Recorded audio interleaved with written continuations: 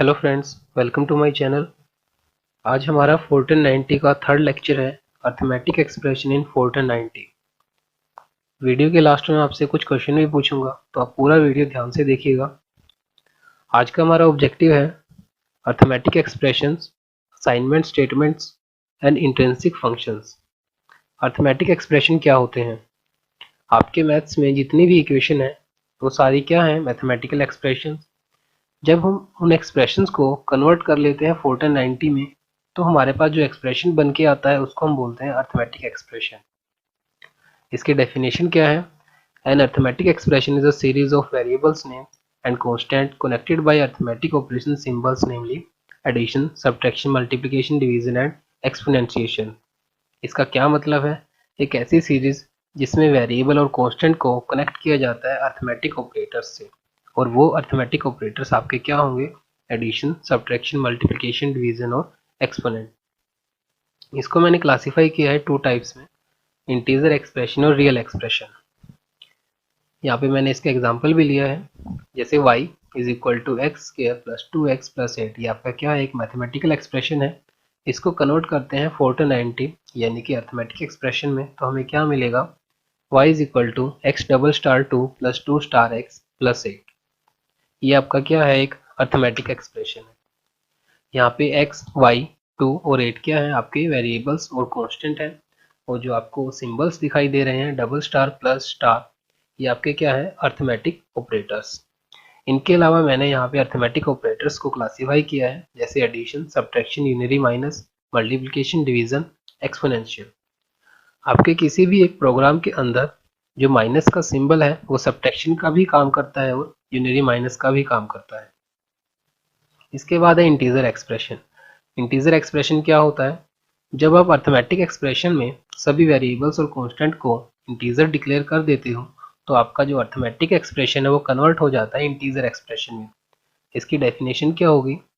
Integer expression are form by connecting constants और variable names declares as integer और integer constant identifier with similar quantities. मैंने यहाँ पे इसका एग्जांपल भी लिया है। पहले हम कुछ वेरिएबल्स को डिक्लेयर करेंगे, जैसे ए बी सी डी के एम पी।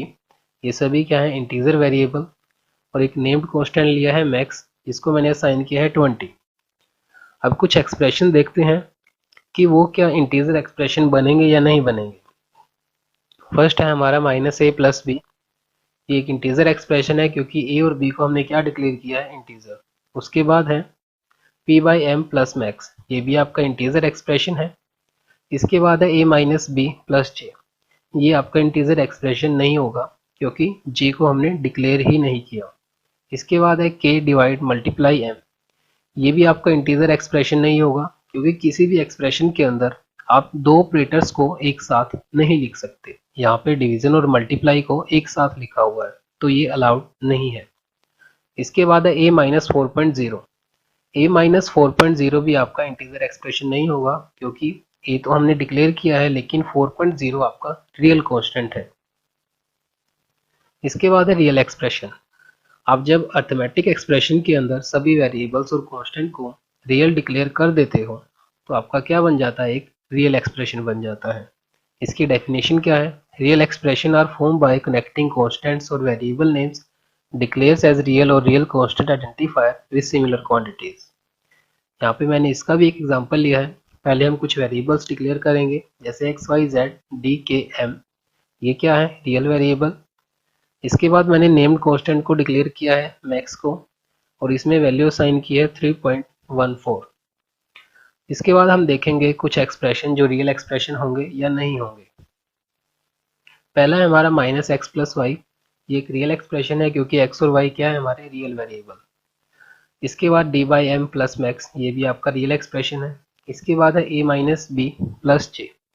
ये आपका रियल एक्सप्रेशन नहीं होगा क्योंकि इन तीनों में से किसी एक को भी हमने डिक्लेयर नहीं किया। हालांकि हमें तीनों को डिक्लेयर करना होता है, लेकिन इसमें किसी को भी डिक्लेयर नहीं किया हुआ।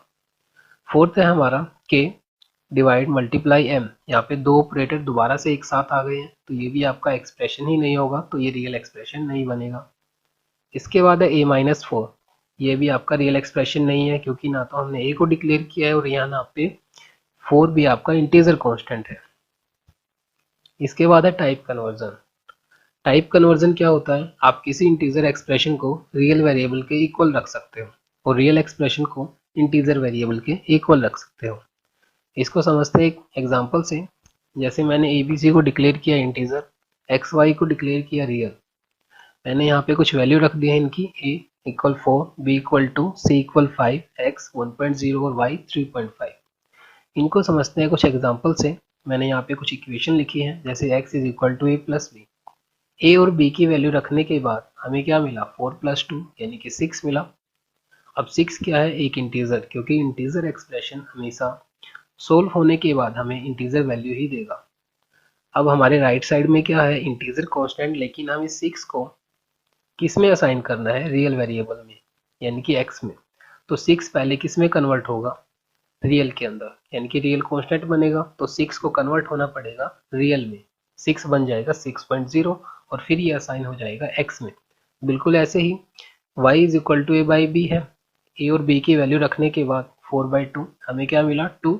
2 को कन्वर्ट होना पड़ेगा 2.0 में, फिर वो असाइन होगा y में। इसके बाद है a, x को मल्टीप्लाई करना है y से, 1.0 मल्टीप्लाई बाय 3.5। इसको मल्टीप्लाई करके हमें मिला 3.5। अब ये रियल है, इसको असाइन करना है इंटीजर में। तो ये कैसे होगा, अब जो डेसिमल के बाद वाले डिजिट है वो अपने आप हट जाएंगे असाइन होने से पहले। तो जो 5 है वो अपने आप हट जाएगा और डेसिमल से पहले वाले डिजिट होंगे वो a में चले जाएंगे। तो a की वैल्यू क्या होगी, 3। इसके बाद है precedence of operation in expression. Precedence किसी भी एक्सप्रेशन को सोल्व करने में एक इम्पोर्टेंट रोल निभाता है। The order in which the arithmetic operation are executed in an expression is based on the rules of precedence of operator। तो किसी भी एक्सप्रेशन में अर्थमेटिक ऑपरेशन को एग्जीक्यूट कराने के लिए हमें प्रेसिडेंस के रूल्स को देखना पड़ता है। मैंने यहाँ पे रूल्स लिखे हैं। जैसे यूनिटी को आप पहले सोल्व करोगे, उसके बाद एक्सपोनेंट को, फिर मल्टीप्लिकेशन, डिवीजन और फिर सब्ट्रैक्शन और एडिशन को। तो ये सोल्व कैसे करने हैं, तो आप जब भी किसी एक्सप्रेशन को पढ़ते हो तो एक स्कैनिंग होती है एग्जीक्यूट होने से पहले। उस स्कैनिंग के दौरान उस एक्सप्रेशन में कहीं भी पहले अगर यूनिटी आ गया तो पहले यूनिटी सोल्व होगा, फिर उसके बाद अगर एक्सपोनेंट आ गया तो फिर एक्सपोनेंट सोल्व होगा, फिर दोबारा से स्कैनिंग होगी, फिर सोल्व होंगे हमारे मल्टीप्लिकेशन और डिवीजन, फिर एक बार और स्कैनिंग होगी, फिर हमारे सोल्व होंगे एडिशन और सब्ट्रैक्शन।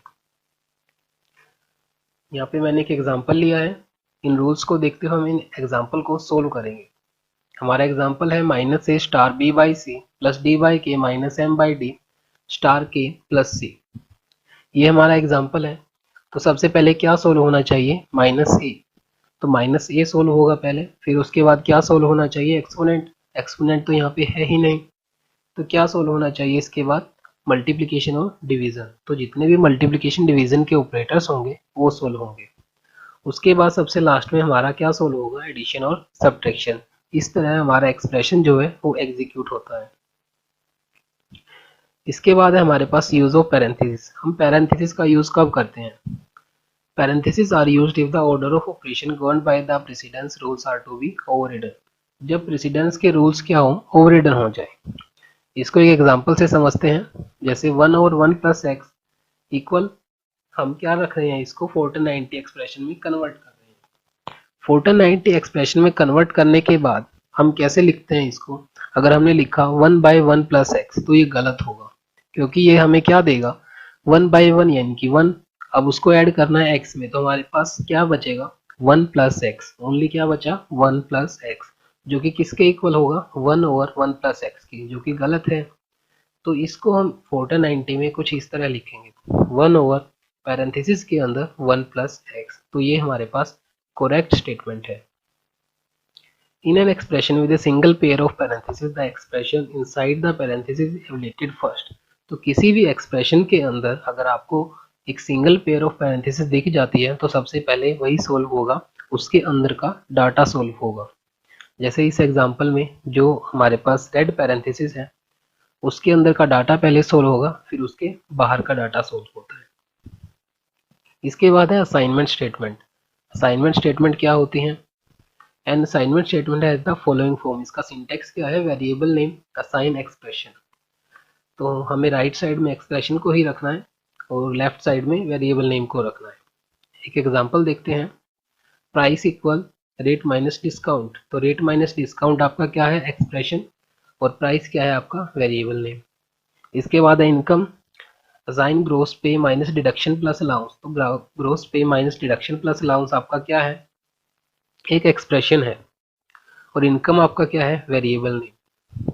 इसके बाद है एक इनकोरेक्ट एग्जांपल लिया है मैंने, तो a plus B equal C minus D, ये इनकोरेक्ट क्यों है, क्योंकि इसके दोनों साइड, जो हमने असाइनमेंट ऑपरेटर लिया है इक्वल का ऑपरेटर है, इसके दोनों साइड क्या है, एक्सप्रेशन है, लेकिन असाइनमेंट स्टेटमेंट में हमें क्या मिलना चाहिए, एक एक्सप्रेशन होगा, वो भी राइट साइड में होगा, दोनों साइड एक्सप्रेशन हम नहीं लिख सकते। तो यहाँ पे लेफ्ट साइड में क्या होना चाहिए था, वेरिएबल नेम, तो यहाँ पे वेरिएबल नहीं है, यहाँ पे एक्सप्रेशन है, तो ये गलत असाइनमेंट स्टेटमेंट है। It is not assignment statement as this has expression on both side of the assignment operator. जब भी आप किसी असाइनमेंट स्टेटमेंट को एग्जीक्यूट करते हो तो सबसे पहले आपका एक्सप्रेशन सोल्व होता है, जो कि आपके राइट साइड में होता है, तो उससे जो भी वैल्यू निकल कर आती है उसको हम असाइन करते हैं वेरिएबल नेम के अंदर। इसके बाद है मिक्स मोड एक्सप्रेशन, तो मिक्स मोड एक्सप्रेशन को कैसे सोल्व करते हैं देखते हैं। Fortran 90 allows mixing of real expression with integer expression, तो फोर्टन 90 अलाउ करता है हमें रियल एक्सप्रेशन को इंटीजर एक्सप्रेशन के साथ लिखने का। तो आप किसी भी एक्सप्रेशन में रियल और इंटीजर को एक साथ लिख सकते हो। आइए इसको समझते हैं एक एग्जांपल से। जैसे मैंने एक वेरिएबल डिक्लेयर किया कि इंटीजर, और दो वेरिएबल लिए हैं रियल, उसमें मैंने वैल्यू असाइन की है x इज इक्वल टू 8.0 और k में असाइन किया है 3। अगर हमारी इक्वेशन कुछ ऐसी होती y is equal to x star k divide by 4 और हमने पैरेंथेसिस लगाया होता x स्टार k के ऊपर, तो हमारी वैल्यू क्या होती, 8.0 मल्टीप्लाई बाई 3 डिवाइड बाई 4, तो हमारा आंसर क्या आता 6.0। अगर हम ऐसा ना करके जो हमारा पैरेंथेसिस है वो लगा दे k बाई 4 के ऊपर, तो हमारा आंसर क्या रहेगा 0.0।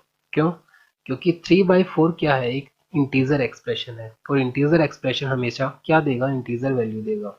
तो 3 बाई 4 की वैल्यू क्या बनेगी मैथ्स में 0.75, और इंटीजर वैल्यू क्या बनेगी 0, तो 7.5 हमारा क्या होगा, अपने आप हट जाएगा। तो 0 को आप जब भी 8.0 से मल्टीप्लाई करोगे हमारी वैल्यू क्या बनेगी 0.0। तो ये हमारा जो आंसर आया है ये गलत आंसर है। तो इसको करेक्ट करने के लिए हम एक कीवर्ड का यूज करेंगे, जो कि हमारा कीवर्ड रियल। मैंने के आगे लगा दिया है रियल। अब इसको सोल्व करते हैं। एक्स स्टार रियल ऑफ के डिवाइड बाई 4, तो 8.0 मल्टीप्लाई 0.75, तो सबसे पहले क्या सोल्व होगा, रियल ऑफ के, तो रियल ऑफ के 3/4 आ जाएगा हमारे पास, यानी कि 3.0/4 हो जाएगा। जो हमारी के की वैल्यू है इंटीजर, वो कन्वर्ट हो जाएगी रियल के अंदर। तो हमारा आंसर क्या बनेगा 8.0 मल्टीप्लाई बाई 0.75 यानी कि 6.0, जो कि हमारा करेक्ट आंसर है। इसको लिखने के कुछ रूल्स यानी कि सिंटैक्स होते हैं। आपको ऐसे लिखना होता है कि अगर आप इंटीजर एक्सप्रेशन या वेरिएबल को रियल में कन्वर्ट करना चाहते हो तो आपको आर्ग्यूमेंट के तौर पर उसको अंदर लिखना होता है इंटीजर एक्सप्रेशन या वेरिएबल को, और बाहर लिखोगे आप रियल।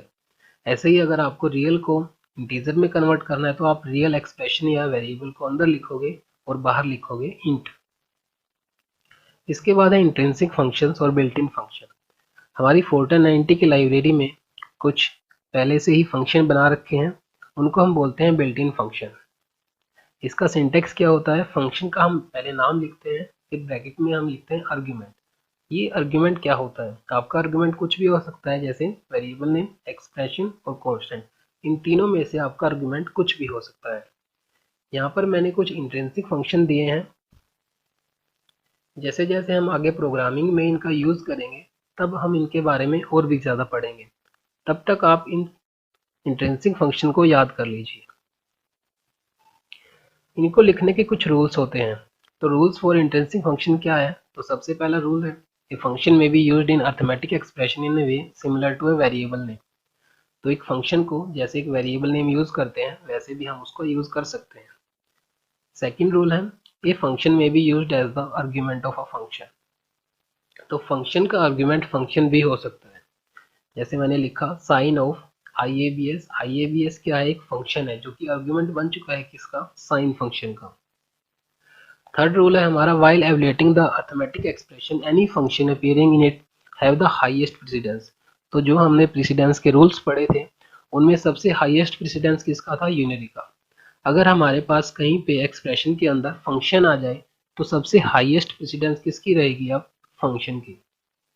इसके बाद फोर्थ रूल है, the value evaluated for argument of function must lead to meaningful function. इसका क्या मतलब है कि हमारे पास जो आंसर आना चाहिए वो मीनिंगफुल होना चाहिए, कि आप जो आर्ग्यूमेंट लगा रहे हो फंक्शन के अंदर वो मीनिंगफुल हो। फॉर एग्जांपल जैसे मैंने स्क्वायर रूट, एक हमारा कीवर्ड है, स्क्वायर रूट के अंदर मैंने लिखा माइनस ऑफ ए, तो ये गलत है, तो ये हमें क्या देगा, एक एरर देगा, क्योंकि SQRT के अंदर हमें हमेशा पॉजिटिव वैल्यू ही लिखनी होती है। इसके बाद हमारा रूल है, in sine and cosine function the argument x is assume to be in radian, कि आपका जो साइन और कोसाइन का जो हमारा आर्ग्यूमेंट है उसको हम रेडियन में एज्यूम करते हैं। अगर आपका क्वेश्चन जो मैथ्स का क्वेश्चन है उसमें अगर डिग्री में हमें कुछ एक्स की वैल्यू दी हुई है तो आपको प्रोग्राम के अंदर ही एक्स की वैल्यू को रेडियंस में कन्वर्ट करना पड़ेगा। हमारा लास्ट एंड फाइनल रूल है, the arc tangent function return only the principal value. Principal value के बारे में आपने पढ़ा ही होगा। आर्क टेंजेंट फंक्शन क्या होता है, टेन इनवर्स। तो टेन इनवर्स के अंदर आप जब भी आर्ग्यूमेंट लिखोगे तो वो क्या वैल्यू रिटर्न करेगा, प्रिंसिपल वैल्यू, जो कि हमारी -π/2 से +π/2 के बीच में होती है। ये आपके आज के क्वेश्चन है। आपको इन मैथमेटिकल एक्सप्रेशन को कन्वर्ट करना है फोर्टन 90 एक्सप्रेशन में। अगर आपको ये वीडियो अच्छा लगा हो तो आप इस चैनल को सब्सक्राइब कर सकते हैं। Thank you.